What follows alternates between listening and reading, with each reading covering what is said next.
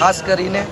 ગુજરાતમાં 2017માં મતદારોને લાલચવા માટે થઈ અને લલચાવવા માટે થઈ અને એક લોભામણી જાહેરાત ગુજરાત સરકાર દ્વારા કરવામાં આવી હતી। એ જાહેરાત એવી હતી કે જે સેલ્ફ ફાઇનાન્સ સ્કૂલો છે એ બેફામ વાલીઓ અને વિદ્યાર્થીઓને લૂંટી રહ્યા હતા, એની ઉપર એક અંકુશ મૂકવા માટે થઈ અને સરકારે એક ફી રેગ્યુલેશન્સ કમિટી નામની સંસ્થા એટલે કે કમિટી બનાવવામાં આવી હતી અને આના 3 ઝોન હતા। એમાંનો એક ઝોન સૌરાષ્ટ્ર ઝોન છે કે એમાં રાજકોટમાં ફી રેગ્યુલેશન્સ કમિટી બેઠે છે અને આ ફી રેગ્યુલેશન્સ કમિટી જે ફી નક્કી કરી દે એ ફી સેલ્ફ ફાઇનાન્સ સ્કૂલો દ્વારા લેવામાં આવતી હોય પણ ક્યાંક ને ક્યાંક સ્કૂલ સંચાલકો દ્વારા એક મોટા પ્રમાણમાં સરકારને હપ્તો પહોંચી ગયો હોય એવી રીતના ફી રેગ્યુલેશન્સ કમિટી છેલ્લા 5 વર્ષમાં બેફામ જે મનગઢત ફી ઉઘરાવવાનો પરવાનો પણ આ સેલ્ફ ફાઇનાન્સ સ્કૂલોને આપી દેવામાં આવ્યો હતો અને તાજેતરમાં જ્યારે 2024-25ની ફી નક્કી કરવાની વાત છે ત્યારે એફઆરસીમાં એક પણ સભ્ય મારા ખ્યાલથી નથી અને કમિટીએ નક્કી પણ નથી કરી, છતાં આ સેલ્ફ ફાઇનાન્સ સ્કૂલો દ્વારા તાજેતરમાં અમને જે ફરિયાદો મળી એ મુજબ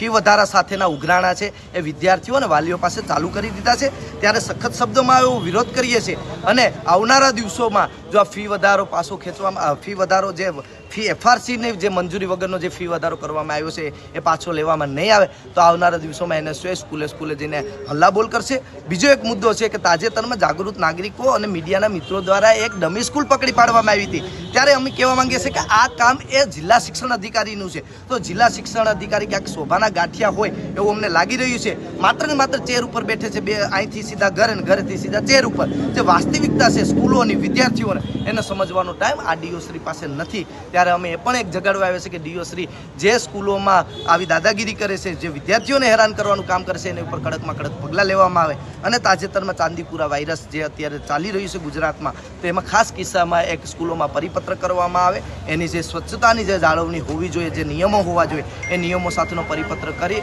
અને ક્યાંક ને ક્યાંક સ્કૂલોને એક પરિપત્ર આપવામાં આવે અને એના આરોગ્ય સાથે જાળવણી કરવામાં આવે એવી પણ એક સરકારી સ્કૂલ પાસે આવ્યો કચરો પડ્યો છે, તો મેઇન મુદ્દો છે એ તો તમામ સ્કૂલો આવી જશે, આમાં સરકારી હોય કે સેલ્ફ ફાઇનાન્સ હોય પણ આમાં ખાસ સરકારે તકેદારી રાખવી જોઈએ, જિલ્લા શિક્ષણ અધિકારીએ તકેદારી રાખવી જોઈએ અને આપણે પણ એક જાગૃત નાગરિક તરીકે આવા ક્યાંય દેખાવ થશે તો ત્યાં પણ અમે